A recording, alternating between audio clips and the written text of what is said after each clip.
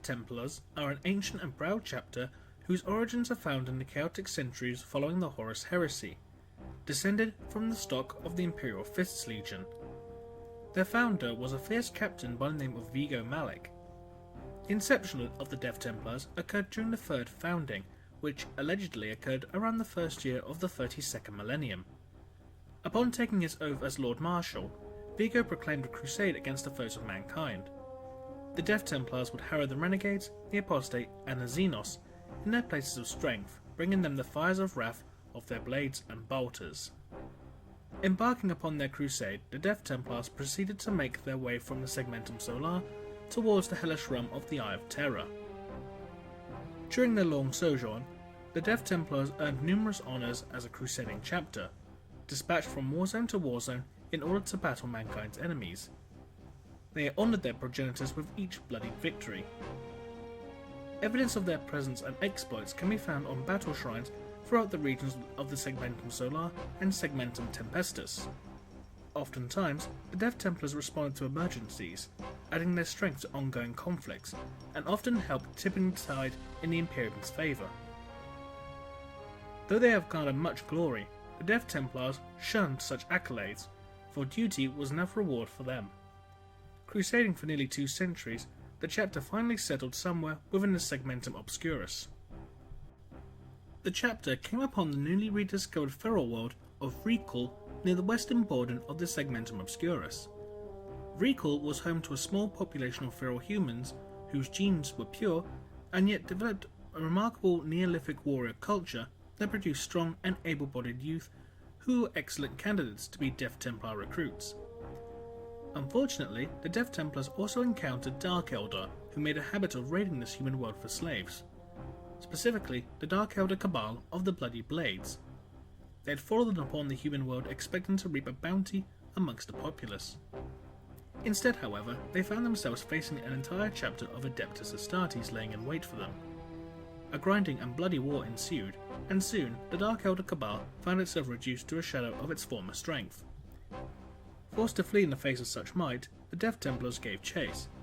They launched a xenocidal crusade that relentlessly pursued the Dark Elder across the sector and into the webway itself. This brutal campaign resulted in the eventual annihilation of the Cabal, as well as the collapse of an entire subsector of the webway. Since that campaign, the Death Templars have continued to seek out the Dark Eldar on many occasions, fighting them with zealous indignation. Following their victory, Lord Marshal Malik declared the world now belonged to the Imperium by right of conquest. Malik had found a permanent home for his Death Templars, claiming Vrikul as their chapter homeworld and its surrounding system theirs. For over 9 millennia, the Death Templars have continued to declare crusade after crusade against the Imperium's enemies, never resting in their duty to hunt and slay the mightiest foes. They gained a reputation for fierce pack tactics and stubborn determination, striving even when it would be wiser to falter. Such resilience is common amongst the Sons of Dawn. However, the Death Templars have taken this to the extreme, considering retreat in the face of the enemy worthy of execution. Such iron resolve has salvaged many a victory from the ashes of defeat, but often at a steep cost in Battle Brothers' lives. They have shown a tendency for achieving victory against almost impossible odds and surviving time and again, taking savage losses which has often reduced the chapter's active strength from around 1,000 to little more than 200 warriors. Although in doing so, they have secured for themselves a place of glory and honour in the role of the Imperium's forces and amongst their fellow successor chapters. The chapter's strength is always rebuilt with new waves of recruits, their victorious reputation seeing them favoured for the procurement of new war gear and supply, often over many of their peers. After long and illustrious service to the Imperium and the Emperor of Mankind, the Death Templars were finally laid low during the recent 13th Black Crusade. Lord Marshal Valdar ordered the mobilisation of the entirety of the Death Templars Chapter to take part in this glorious campaign to face their ultimate foes, the traitor legions. During this campaign, astropathic reports trickled into the Cadian High Command, the most disturbing of which was a transmission from a planetary defence force major upon the Hive Order Tabor located in the Baral system within the Agrippa sector, whose brutal accounts of events affecting its garrison made for gruesome reading. If the report was to be believed, none other than Khan of the World Eaters Traitor Legion, the so-called Betrayer, have fallen upon the doomed world and shed the blood of its brave defenders in the name of his unspeakable patron Khorne, the Blood God. The Death Templars answered Tabor's request for aid and rapidly moved their chapter fleet towards the besieged planet. Despite the arrival of Khan, Imperial forces managed to make gains upon Tabor and across the Agrippina sector. If the Imperial defenders could somehow contain Khan's mad rampage, the strategic situation in the region would be, at the very best, somewhat more acceptable. When the Death Templars faced the blood-crazed Berserker and his large detachment of Khornate Berserkers on the field of battle, the confrontation resulted in the destruction of almost half the chapter, shattering it as a cohesive force. Lord Marshal Valdar swore a mighty oath of vengeance against Khan to take his head in retribution for the chapter's fallen warriors, vowing to hunt down the Khornate champion towards the ends of the galaxy if need be. The Death Templars, like many chapters within the Adeptus Astartes, have their own and often unique cult belief system, martial philosophies and variations on the cult Imperialis. Specifically, they practice a mortuary cult belief system, indigenous of their brutal homeworld of Recall. It is looked upon as a more extreme variety of beliefs by the more conservative elements of the Adeptus Ministorum. The Death Templars embrace the homeworld's feral beliefs of the God Emperor in the manifestation as the Imperator Mortifex, the supreme judge of the souls of the dead and keeper of martyrs. Accordingly, the Death Templars see themselves as preordained killers, living manifestations of angels of death, consumed with the never-ending task of bringing death to those who would defy the will of the Emperor, or seek to thwart his holy purpose. The chapter's belief is that the life is transient, and that the manner of a warrior's death is all that matters. Their doctrine demands that the fallen are honoured above the living, and no warrior is held to have ever truly served until he has passed on. Thus, the Castellum Mortuum resounds through the ages with the mournful dirges of past heroes sung by life-bonded chapter serfs.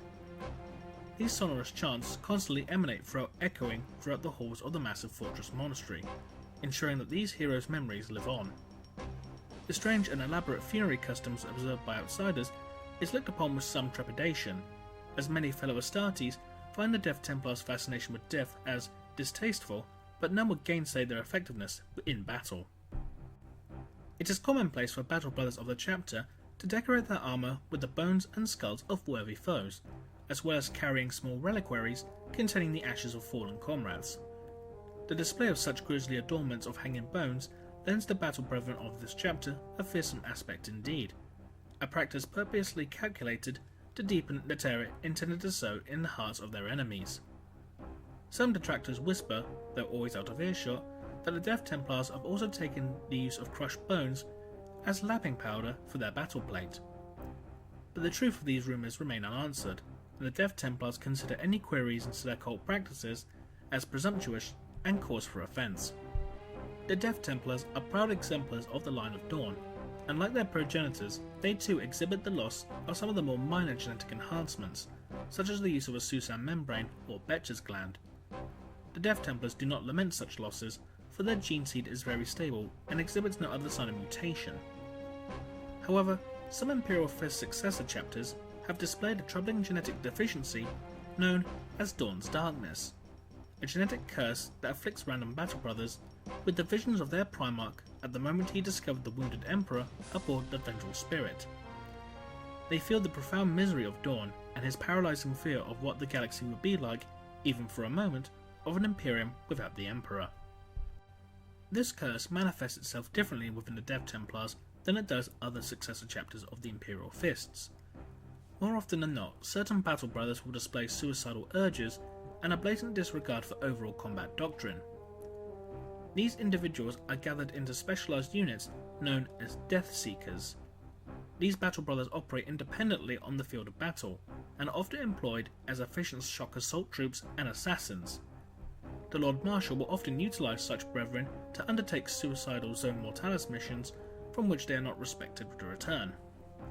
These battle brothers will undertake such missions willingly to rid themselves of the dark visions that plague their every waking moment, and sell their lives dearly in service to the beloved God Emperor.